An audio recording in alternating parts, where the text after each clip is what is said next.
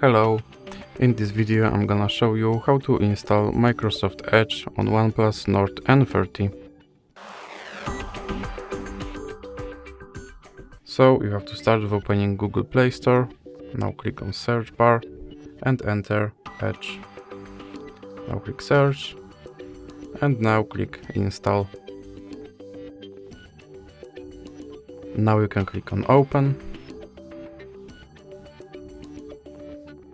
And you can click skip introduction. Here you can customize your homepage or you can click not now. Now you can sign in to sync your data or you can click not now.